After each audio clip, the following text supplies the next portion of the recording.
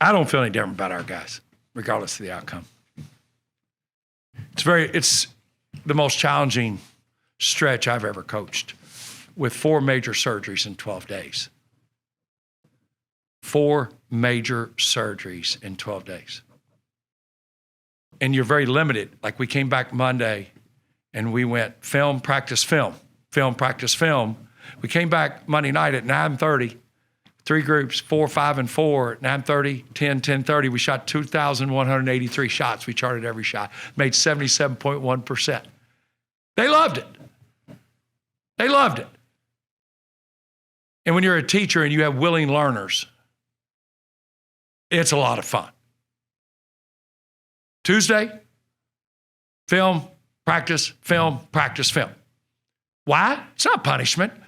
We have 4 injured players. Jalen pulls a hamstring.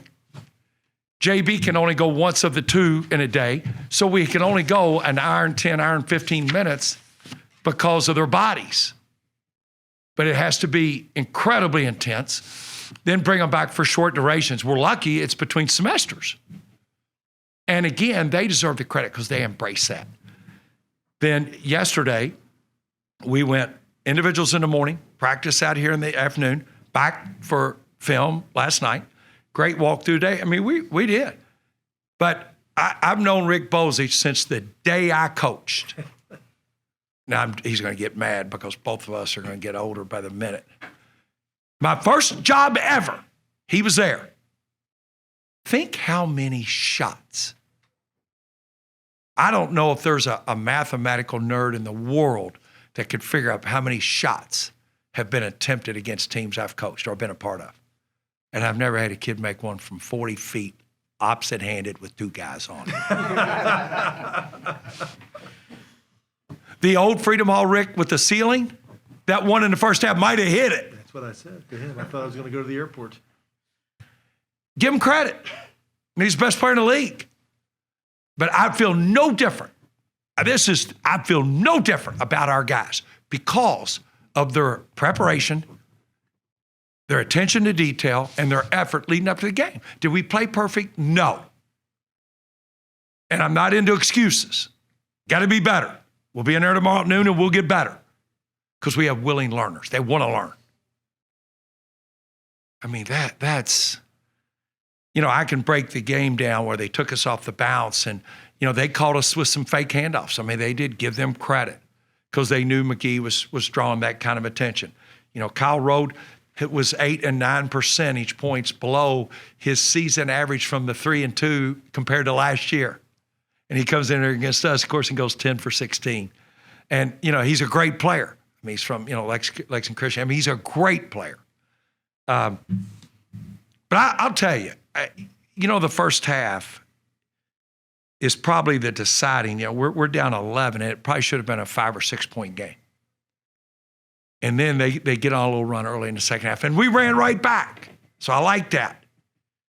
And then it just comes down to a moment, and we got to win the moments. That's what this.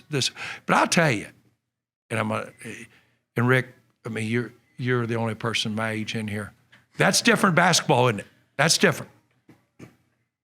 That's different basketball. And in my opinion, that was 2 basketball teams playing. They were better than us today. I told Richie after the game, I said, much the best, without a doubt. So our level of respect for them is amazing. The rebounding, 3 offensive each, 22 defense. I mean, it's, I think my biggest complaint, my biggest concerns are turnovers. They had 7 steals. Now, it's not like they're out there ball hawking and doing that. And then the points off turnovers becomes 13-2. And there you go. That's my biggest issue. We should have had more points in the paint, and we get outscored points in the paint 26-20. That's the 2, if you want to break it down statistically. Yeah. You only turn them over 5 times. I think none of their players had more than 1 turnover. Yeah. Just a fine offensive display by them. Well, they're efficient. They very seldom try to do things they're not capable of doing, except left-handed from 40 feet. How many times tonight in my eyes closed. Well, I see that shot. And it was in 2 inches out of his hand. It was, I thought, you got to be kidding me. And the one to the ceiling, I wasn't sure it went in because it never moved the net. There was debates. I mean, Jeff Brown behind me said he didn't know if it went in or not. Well, I mean, he coaches at a higher level than me. He had 8 threes, and I don't think any of them touched the rim at all. Well, and again, I'm going to get into our preparation. He's a 50% three-point shooter off the catch. He shoots 22% off the bounce. The first 3 of the second half were off the catch. I mean, give him credit. He's difficult to guard. But the first 3 in the second half were off the catch. He shoots 22% off the bounce.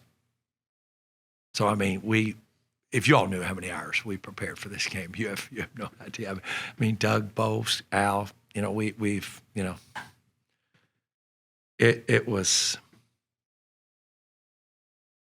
I just think one thing we have to do is to have a deeper post presence, no matter who it is. It can be Ben Johnson or Justin. We posted they push us out too far. And if you watch NBA, LeBron posts at 18 feet and then backs himself down. Well, if we post deeper, it's physical, it's conference play. If you post in the arc and get pushed out, you're now on the lane. But if you start on the lane and get pushed out, now your spacing is terrible. And their steals were because our posts are bad spacing. But, I mean, it's nothing. Again, those are smart kids. They want to learn, and we have drilled it and drilled it and drilled it, and we'll do it. We'll do it tomorrow. Coach, as a team, you shot 8 of 23 from the three-point line. Was that due to what Liberty was doing defensively, or was you just lack of hitting shots? Well, lack of post presence. Now, we would break down how many of those threes were inside out, the percentage of makes when it goes inside out versus when it's just thrown on the perimeter. It's drastic for us. It's drastic for everybody. Trust me, in the NBA, the highest analytics, and we will break those down. But we got to have a deeper post presence, and we'll break down every 3. Now, that was not the plan. But I thought, honestly, the first 10 minutes of the game, we missed great looks. Looks that I thought were in every inch of the way. I mean, those were great looks. And I'm coaching smart guys. They understand offenses provide you opportunities. They don't make shots for you. And that's how those guys live in that gym. I mean, again, we shot over 2,100 shots Monday night after 2 practices during that day. It was unbelievable. I loved it. And they deserve credit for that. I mean, they couldn't wait. They couldn't wait to get in there. It was great. But those got to be inside-out threes, to answer your question, not on the perimeter. But, I mean, the first 10 minutes, I can't wait to see how many of them, what I'm going to consider a good look, because I thought they were. Yeah. I really did. Coach, do you think it's just as simple because you mentioned that the rebound total was the same pretty much across the board outside of the final score, and some shooting stats were pretty much dead even. Do you think it's just as simple as they hit shots and you didn't tonight? It's a lot of it. Yeah. They're the best player in the league. I mean, he's a difference maker. I mean, he is. There was 2 NBA scouts here tonight, if I'm not mistaken. Yeah, well, one of them didn't show. Okay. There was 2 scheduled to come. Basketball it's different. It's a different game. The NBA is a different game. It really is. And I'm not saying he's an NBA player, but the name of the game is basketball. And he puts it in the basket. I mean, he does. Again, he's a 50% three-point shooter off the catch. Only 22 off the bounce. And we knew that. I mean, that was our whole plan. I mean, again, the first 3 of the second half, which created the space, all those were off the catch. They were. Scotty, the injury thing has been something you've been dealing with the whole year. Now the games keep coming and coming and coming. How do you navigate that going forward? Well, JB won't be able to go tomorrow. Probably won't be able to go Saturday, maybe half the practice, I mean. And then he'll go Sunday and play Monday. And then we've got, we're going to get back 3 or 4 in the morning Tuesday, and we play Thursday night here. You've got to balance it. They're all in the ice baths in there right now. I mean, give them credit. I mean, it's not, they're doing everything they can do. But I've never in my life, if you ought to have been at UCLA when the vast majority happened, it's one for the ages. We were practicing. There we are in Poly Pavilion. We're doing shell defense. There's no offense on the court. There's only 4 defenders getting in their gaps playing, and Nick Thielen goes down. There's nobody within 12 feet of him. His knee is locked. We have to carry him off. Then we go live, 4-on-4. JB takes up a shot to his labrum, which is an ongoing issue, within 3 minutes. And he is in a ball of pain. I mean, he is crumbled screaming. Brad doesn't have Nick Thielen's knee unlocked yet. JB gets over there and is just laying screaming. We continue on 4 minutes later, total of 7 minutes. Zach Jennings dives on a loose ball, separates his shoulder. It is out of socket. He doesn't have the first knee back in yet. And we're all like, oh my gosh. You know, and those kids, you know, Zach came in here today. He's at home because he has to sleep in a recliner. Nick's 4 months, Zach's 8 months. Bash Whelan goes down against Kentucky. And his wrist, he's our most improved player. You know what Bash Whelan did yesterday during our practice? He ran the stairs and the corridors of Freedom Hall the whole time. Now, he'll get an MRI. He will be, it's his left, he's got a bone stimulator. Then he'll be released to catch and shoot. He's doing it now one-handed. You know, and he's our most improved player. It's tough. Unlike anything I've ever been through, Rick. And then Jalen Fairman pulled a hamstring the other day, tweaked it and can't go, and it's just another guy. Al Davis, which is legal because he's a full-time assistant. Al Davis has practice every day. Some rec league here or some men's league needs to be getting Al Davis because he's going to be the most fit. His birthday's today. He's going to be the most fit former player in these leagues that are played because he's practicing his butt off every day. It's unbelievable, you know, but you got to manage it. But you don't plan for that. I mean, we have a roster of 17. Think of that.